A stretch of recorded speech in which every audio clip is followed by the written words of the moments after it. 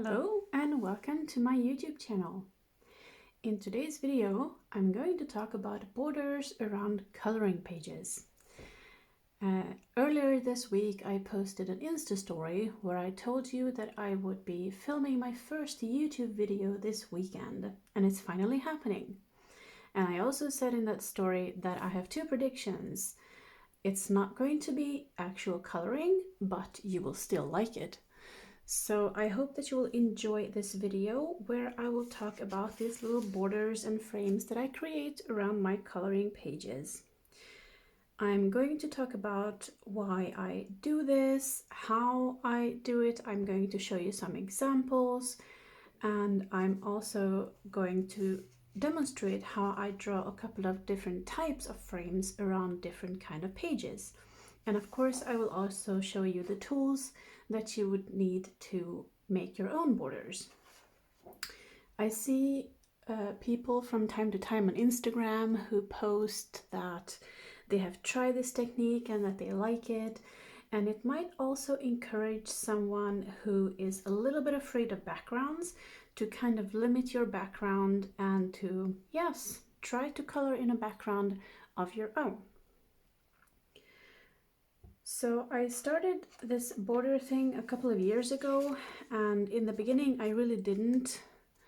I just tried to color the whole page, and I have several pages in this book where I have done that, and you can absolutely do it, but I find it a little bit too difficult to get into the edges here. And it's also an issue around these edges where you don't have anything in the way, but it's still kind of hard to get a nice even coat of color, especially when you're using pencils like all the way to the edge and still keep it even. It's a little bit easier if you use Inktense or other water-based media. Here I think I used watercolor pencils, but it's still, I think it gives a nice look to kind of border off your edges and to create a little bit more special look. Here I created actually borders around a double spread, which I think was kind of cute. You could do this, or you could just do your spreads as massive sort of backgrounds as well. I'm also going to show you a couple of other books where I created different kinds of borders. These are just my sort of basic kinds. I did one in Ivy and the Inky Butterfly recently, and it was I got quite many questions. People were asking me, where in the book is this page? Because this page is not in my book. And it is in everybody's books.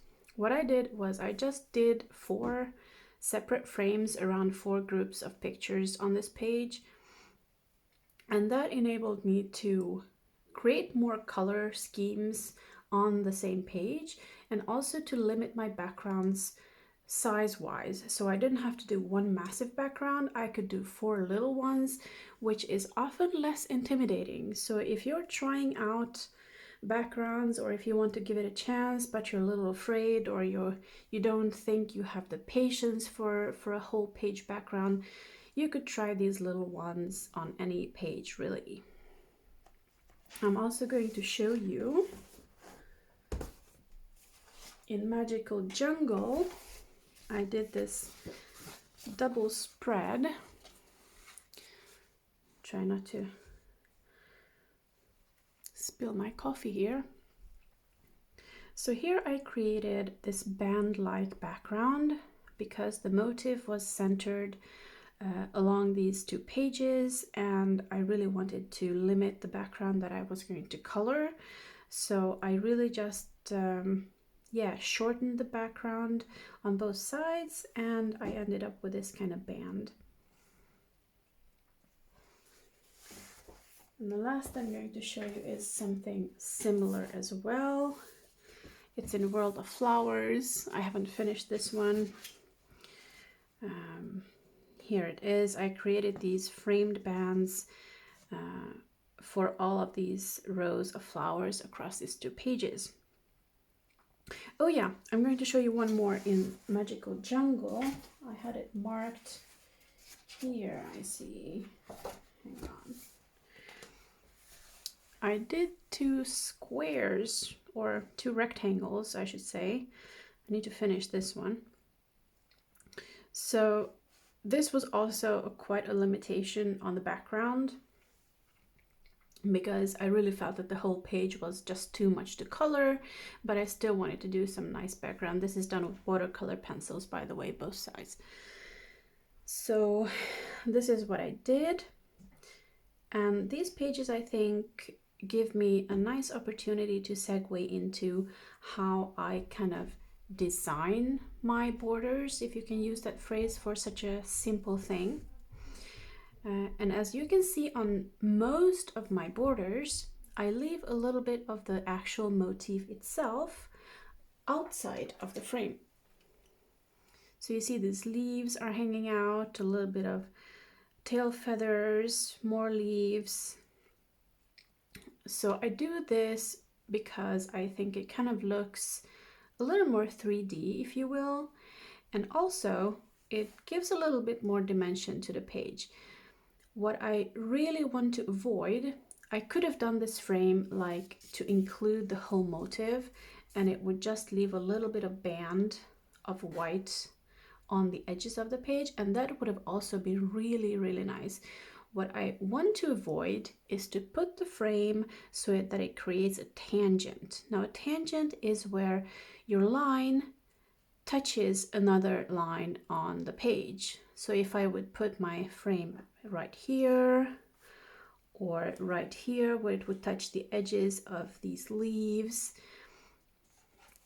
or if I would put my line just a little bit further down here so that it would touch the edges of these leaves, that would create a tangent. And traditionally, of course, it's not a rule that is set in stone, but traditionally it doesn't create that harmony that you would be looking for in a design.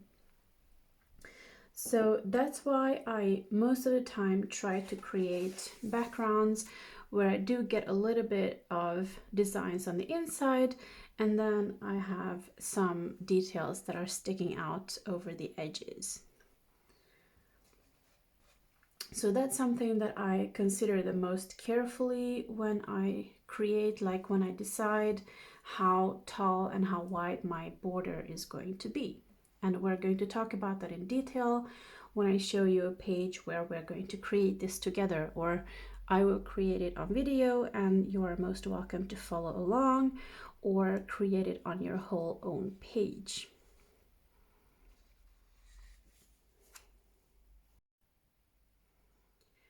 So in this part of the video, I'm going to show you what tools I use to create my borders and what kinds of calculations that I do to make the border fit just right to the design that I'm going to frame. So what I use is a ruler.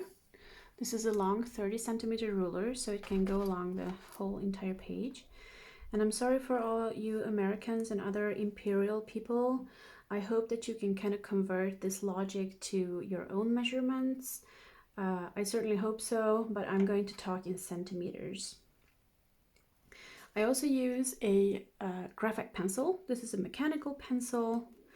I use a fine liner, a black fine liner. This is a 0.2 and this is a 0.3, and I can never decide which of the two I should use because I think the 0.2 is too thin and the 0.3 is too thick. So I'm always in a dilemma.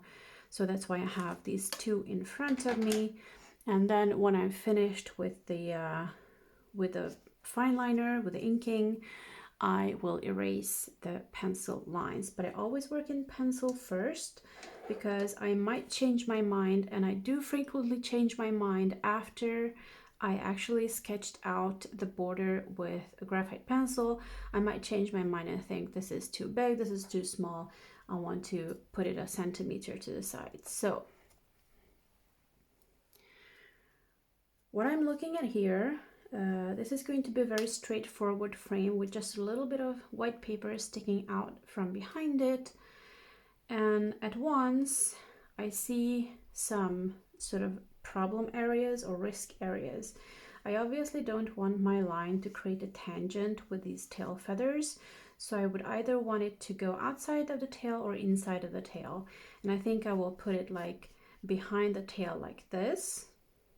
So this part of this curved feather will be outside of the border. And I know that I want to have a cutoff somewhere here in between these gems, or maybe even like somewhere behind these bigger stones here. So what I also don't want to do is to create a tangent along the bottom line of these stones. So I either want my line to be just below these or just sort of behind these stones. And I think I will create it like so, a little bit higher up. And it's the same thing here. I don't want my border to kind of create a tangent with this bird's breast, so I have to take that into consideration. And ideally, I want the same distance from the page edge here and here. And I want the same distance here and here. So, and something else I like to do is to think in whole centimeters. Because if I measure out 1 centimeter here, it's much easier to measure out 1 centimeter from here, but it's not so easy to measure out like 1.4 or 2.3 or something like that. So it's either whole centimeters or half centimeters that I aim for.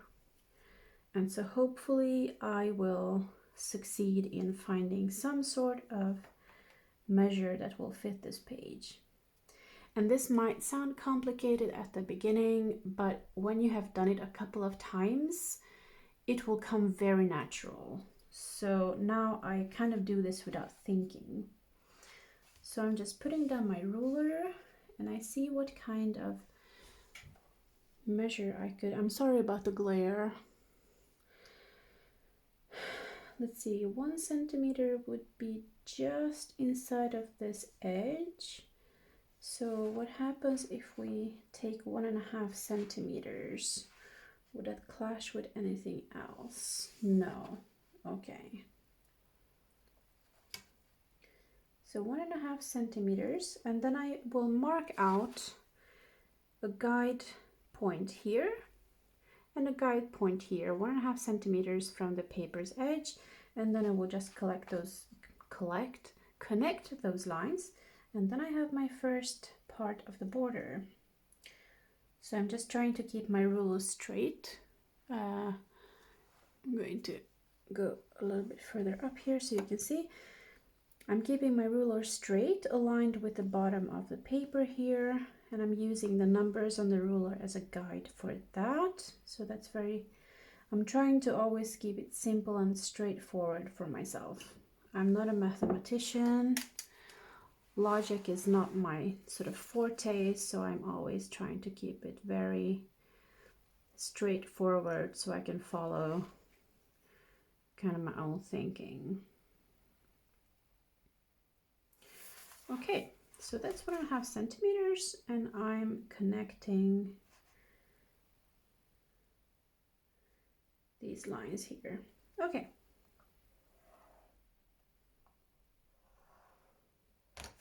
There we have it. I'm not sure how much it shows up on camera, but the line is here. So what I'm going to do now, because this is kind of not an exact measurement because the paper is a little bit bent here as the book is a little bit bent with its pages. So I'm looking at approximately the same distance. So this is 19.1 or 19.2, but I'm going to count from 19 centimeters. So 1.5 centimeters in from 19, that would be 17.5. And let me see what that would give me. It's not perfect. I see that this line would bring me very close to the bird's breast right here. It's not an exact tangent, but it would be quite close, so that it might look a little bit weird. If I color a background, then there's very little space between the bird and this line. So I would actually like to make this, did we say 19?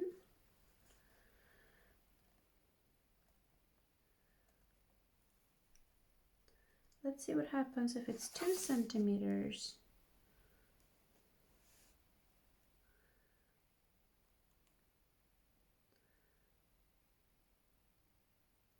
I think that would be weird too. That would leave just a very little of the bird sticking out from in front of the frame, and then it would be very close to these crystals. So I think I'm actually going to keep the original. It's not perfect, but it's going to be okay. So we said we put the ruler here at 19 centimeters and we count 1.5 centimeters from there. So that's my line. I'm going to do the same up here, 19, 1.5 centimeters, and then I will connect these two and I see how it looks. And this is where I sometimes change my mind. And right now I'm thinking if I should move this line not to this direction, but in that direction. So I might actually add 0.5 centimeter. I think it's going to be okay.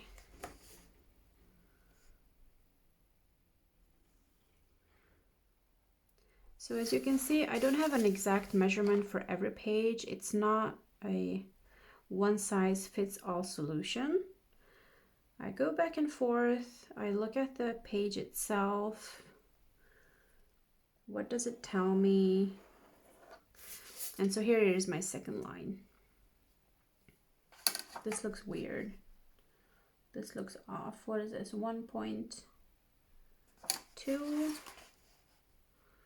and 1 point. Oh, you know what? It's going to be okay. Okay, so now I have this line put down and I have this line put down. So now I have to decide where my border is going to be along these edges.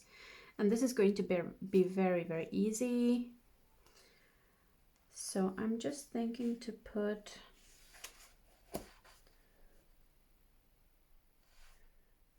I think if I do 2 centimeters, and I'm also keeping my ruler as straight as possible here. And I measure 2 centimeters from the bottom on each side. There we go. And then let's see where these connect. And this is also very important to do with a graphite pencil, because when I go through all of these little details, I might well make a mistake and put a line where there shouldn't be a line. And of course that's easy to erase, but it's not so easy to remove with a fine liner. Yeah, I think I like that. There's a little bit of tangent here that I can see, and one here, but I think with all of these shapes you can never avoid a tangent entirely. So, but I think the main kind of impression will be kind of nice. It will go along here and there will be gems over it and there will be gems like under it or in front of it. So yeah, what was this? This was 2 centimeters. Let's see what 2 centimeters gives me here. And I see a problem because 2 centimeters will give me a tangent along the bird's feathers here. So I cannot have that. So I'm actually going to take 1.5 centimeters and see where that leaves me.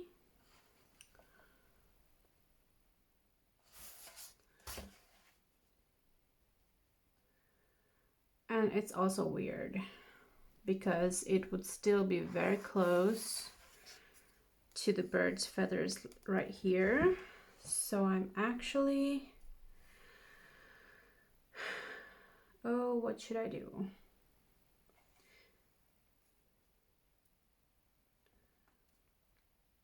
So this is the kind of thought process that goes into these borders.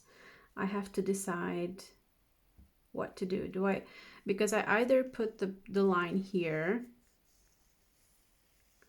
but that would be so weird with the tail feathers, because if it goes well with the head, it will create a tangents on the tail feathers, and I kind of don't want to begin the frame here either. So I'm actually going to move this up just 1/2 centimeter.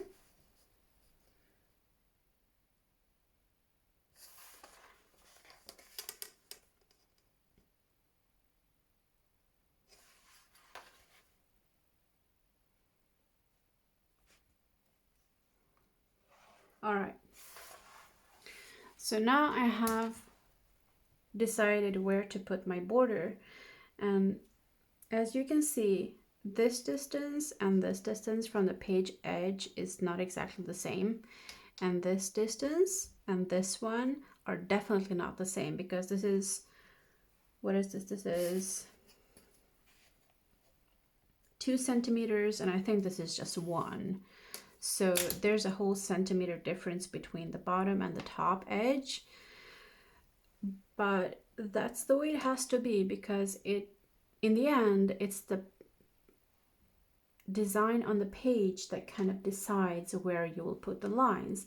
And I think when you have seen my borders on Instagram or on Facebook, I don't think you have ever thought, you know, oh, that's off center or it's asymmetrical or something like that, because the general impression of the finished page will not take away from that. So, or the asymmetry of the border will not take away from the general impression of the finished page. So really you have to let the motive on the page decide where you put those lines. So now I'm going to ink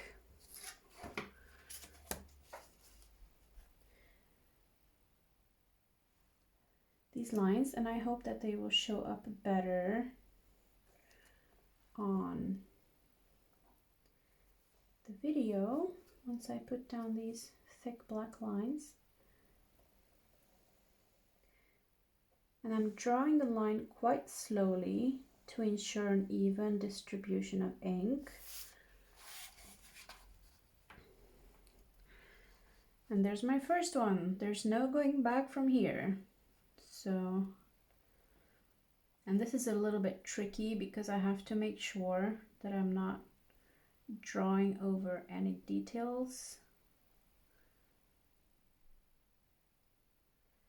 Then I'm kind of keeping the line where I should.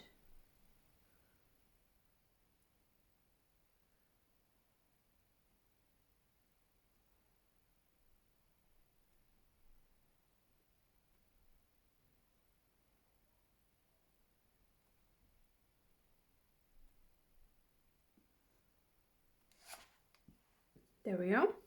It's not super visible, but it will be a great guide where to stop and start the background. All right.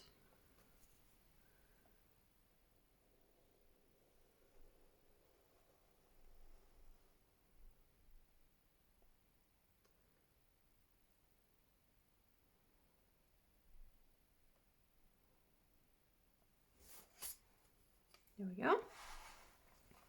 And then we have the last one. Just connect these two. All right, that's your basic kind of border that I have done so many times. And when the ink has dried, I will erase all these redundant graphite pencil guidelines, and my frame will be finished and my page will be ready for coloring. So in this last part of the video, I'm going to show you how I will make a border that is a little bit unlike the standard one that I usually do. I did the thought process and the calculation off camera, and also the hesitation and doubt and self-doubt and all of that. You don't have to be here for that. This page from Enchanted Forest is one of my favorites, and I would love to do some sort of background, but I'm a little bit intimidated by this big page, so I decided to make 3 panels of backgrounds across this page. I'm going to do 3 long panels, 1, 2, and 3. And I decided to go 1 centimeter in from each edge of the page and 2 centimeters from these edges, which would give me 7 centimeters in total for each panel. So each panel is 7 centimeters wide, and I don't know exactly how tall they are because they are the page minus 2 centimeters here and 2 centimeters here. And I have already sketched it out in graphite pencil with my mechanical pencil. So all that is left to do is the inking. And I'm not sure if this shows up on camera, the graphite that I have done, but it kind of gives me a little bit of an idea how the finished panel is going to look, because I also don't want my border to interfere with the design or to kind of take over the page. But I think this is actually going to work. So I'm going to ink this, and I'm going to use my 0.2 pen, which is a little bit thinner because these lines are a little bit finer. So I'm going to start inking. So you will see as the border kind of takes shape here. And now it's really important that I keep to my ruler and that I keep a good eye or two on the design itself so that I don't accidentally draw a line over any of these little trinkets on the page. And I was talking about the tangent, and there's definitely going to be some tangent going on here because there are so many little objects on this page, so that it cannot be avoided entirely. But hopefully it will be a nice sort of general look that will kind of hide the occasional tangents. So there's my first line, and something that I sometimes do, and I'm thinking about actually doing it here as well. And yes, I think that is exactly what I'm going to do because it's so hard to see all these lines with the ruler. And what I will do is that I will actually go in by hand. This pen is a little bit tricky. And I will actually draw the line by hand, which will give it a little bit of an irregular and a wobbly appearance. See, I made a little mistake here. I drew the line too far. But you know, Johanna herself has said, Johanna Basford, embrace the wobble. She said that in her Inky Art School.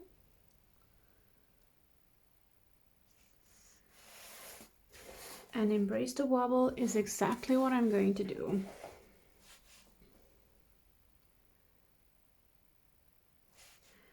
I actually did this technique in Ivy and the Inky Butterfly on that page where I drew the 4 small borders. And these lines are also not super long, so I don't have to worry about drawing a long line by hand. And I do have the graphite outline, the sketch line underneath here to guide me. So this is of course not completely freehand. I'm just trying to follow my graphite pencil line as closely as I can.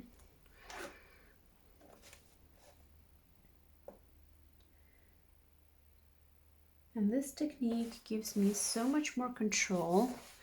You can see I'm turning the book back and forth. so as to always have a very comfortable position for my hands, and so that I always have a good view of what I'm doing. And this actually gives me great control, because even though my ruler is transparent, it will still kind of obscure where the actual line will go. And this gives me great control of when to start and when to stop my lines.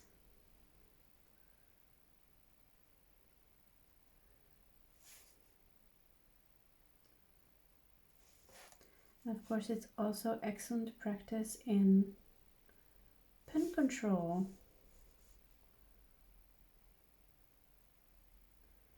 And these guidelines with the graphite pencil, I drew them, of course, with a ruler, so they are completely straight. I don't have to worry about that.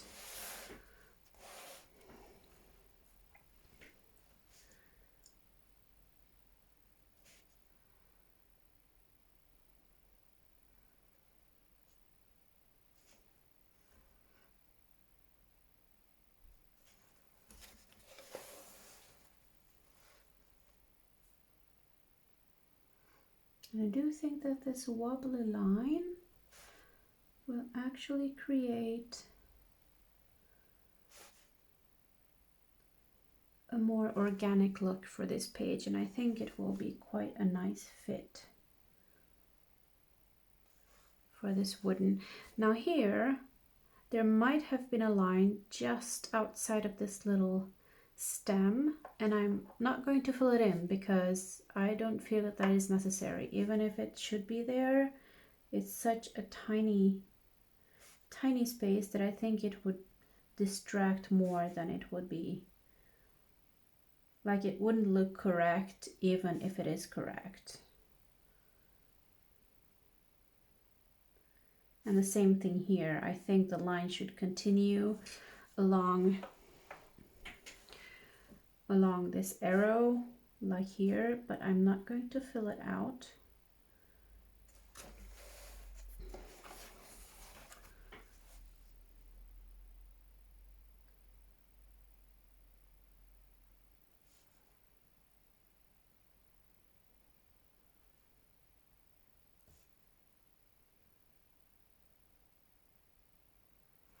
There we go.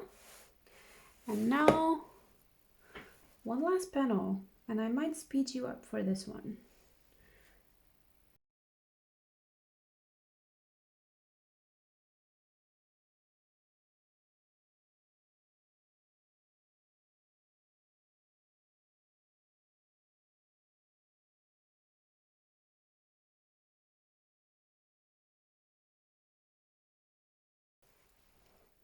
And there we are. This is the 3-panel background border in Enchanted Forest. And I really don't have a concept on what I'm going to do with these panels. I might do them with different colors. This might be dark blue, golden, and dark green, and then have some bright colors for the objects and the leaves themselves. Or I could just color them the exact same color, maybe golden or brown or green or something like that. But I think it will look quite nice once it's finished. And yeah, now I have showed you how I do my borders, how I actually draw them, and what I think about when I design them. So I hope that this has been helpful, and I really hope that you try this technique.